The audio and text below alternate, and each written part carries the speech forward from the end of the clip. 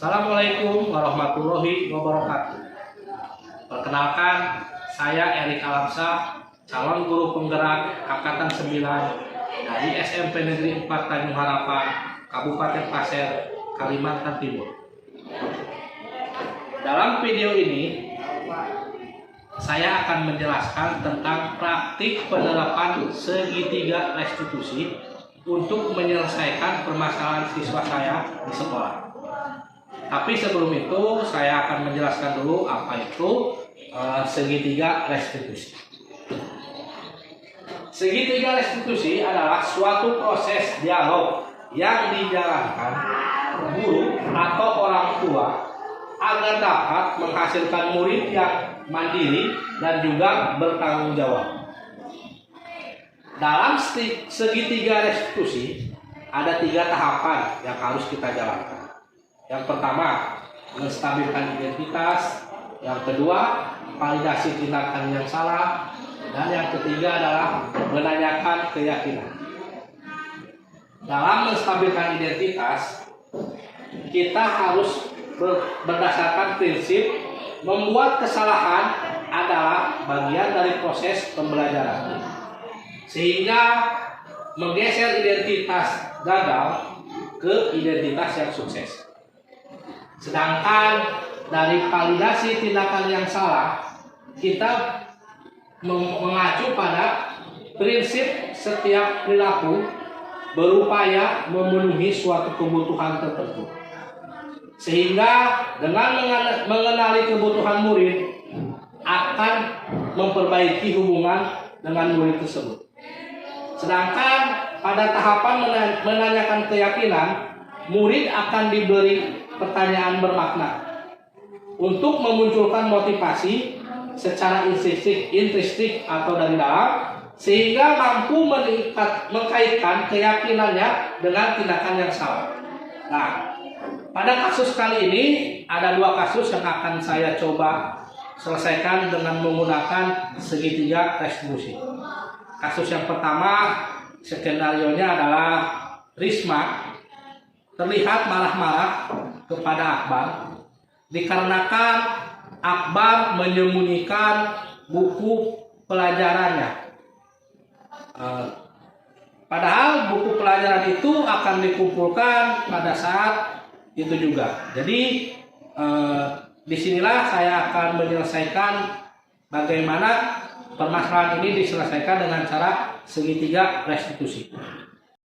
Assalamualaikum, Pak. Waalaikumsalam. Silakan duduk, Risma. Nah, kamu tahu kenapa Bapak panggil kamu ke sini? Iya, Pak. Tadi Bapak dengar laporan dari ketua kelas. Katanya kamu habis bertengkar ya dengan Akbar. Iya, Pak. Habis kesal sih. Kesal kenapa? Akbar terus-menerus menyembunyikan buku saya. Oh begitu. Ya wajarlah jika kamu marah dan kesal. Jika Bapak di posisi kamu, Bapak juga akan berbuat hal yang sama. Iya, Pak. Lalu apa yang kamu lakukan terhadap Akbar? Saya marah-marah, Pak. Saya maki-maki Akbar dan tanpa sengaja saya mengebrak mejanya, Pak. Oh begitu. Pasti kamu berbuat begitu ada alasannya ya? Iya, Pak. Buku yang disembunyikan oleh Akbar ada tugas yang harus dikumpul hari ini, tetapi Akbar tidak mau mengembalikannya. Ya wajarlah kalau kamu merasa marah karena tidak rela bukumu disembunyikan oleh Akbar. Bapak sangat menghargai tindakan kamu yang tidak berbuat lebih buruk daripada itu. Misalnya memukul. Sekarang coba kita pikirkan bersama. Tindakan kamu marah sampai menggebrak mejanya Akbar, apakah sesuai dengan keyakinan kelas kita? Tidak, Pak. Menurutmu keyakinan kelas apa yang sudah dilanggar? Saling menghormati antar teman, Pak. Ya betul. Menurut kamu saling menghormati antar teman itu penting tidak untuk kamu? Penting, Pak. Baik. Kalau menurut kamu itu penting, jadi keyakinan apa yang harus kamu lakukan pada saat kamu sedang marah? Harus lebih bersabar, Pak. Kamu bersedia memperbaiki masalah ini? Bersedia, Pak. Apa yang kamu lakukan untuk memperbaiki masalah ini? Saya teman yang menyembunyikan buku saya akan melapor kepada guru mata pelajaran atau kepada wali kelas saya, Pak. Cepat sekali tindakan kamu, Risma. Tetap semangat ya. Dan sekarang silakan kamu kembali ke kelas. Terima kasih, Pak.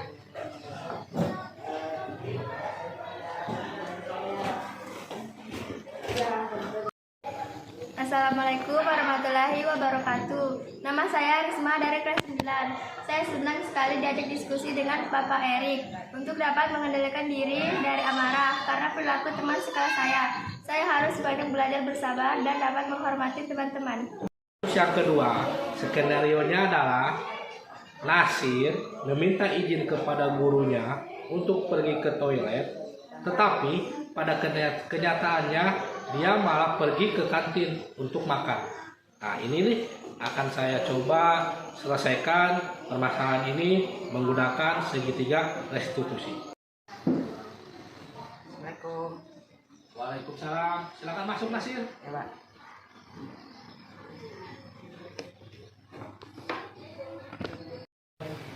Nasir, tahu kenapa Bapak panggil kamu ke sini? Tahu, Pak. Saya izin ke WC saat jam pelajaran, padahal saya pergi ke kantin, Pak. Ngapain kamu pergi ke kantin? Makan, Pak. Nasir, tahu ke kantin saat jam pelajaran itu perbuatan yang salah. Tahu, Pak. Bapak tahu makan itu adalah salah satu kebutuhan. Bapak juga kalau lapar pasti Bapak makan. Tetapi kita harus tahu pada saat kapan kita harus makan. Namun Bapak di sini tidak akan mencari siapa yang salah, tapi di sini kita sama-sama mencari solusi supaya Nasir tidak ke kantin lagi saat jam pelajaran. Nah, kira-kira Nasir punya alasan kenapa pada saat jam pelajaran Nasir pergi ke kantin? Saya bangun kesiangan, Pak, sehingga saya tidak sempat sarapan terlebih dahulu di rumah. Kalau saya sarapan terlebih dahulu di rumah, Pak, saya akan terlambat ke sekolah, Pak. Kenapa bisa bangun kesiangan? Saya tidur larut malam, Pak, dan saya bermain game hingga lupa waktu. Oh begitu. Apa yang Nasir katakan itu benar. Nasir tidak sarapan di rumah agar tidak terlambat datang ke sekolah. Yang Bapak ingin tanyakan, apakah Nasir tahu keyakinan kelas yang sudah kita sepakati? Tahu, Pak. Nah, kalau Nasir izin ke WC itu tapi malah pergi ke kantin, apakah sesuai dengan keyakinan kelas kita atau tidak? Tidak, Pak. Menurut kamu keyakinan kelas apa yang sudah kamu langgar? Disiplin, Pak. Menurut kamu disiplin itu baik atau tidak untuk kamu? Baik, Pak, supaya saya bisa menghargai waktu, Pak. Menghargai waktu itu penting dan sangat bermanfaat untuk kita, seperti menghargai orang-orang di sekitar kita, tidak ketinggalan pelajaran, dan kita juga dapat melatih rasa kepedulian kita. Ya, Pak, saya menyesal dan saya minta maaf karena pergi ke kantin saat jam pelajaran, Pak. Yasir, sikap yang sangat baik sudah kamu lakukan dengan cara meminta maaf. Menurut kamu, apa yang akan kamu lakukan agar tidak ke kantin lagi pada saat jam pelajaran? Saya tidak akan membegadang lagi, Pak, sehingga saya bisa bangun lebih pagi dan sarapan terlebih dahulu di rumah dan berangkat ke sekolah, Pak. Baik Nasir, kamu sudah menemukan solusinya. Sekarang silahkan kamu kembali ke kelas ya. Ya, Pak, terima kasih.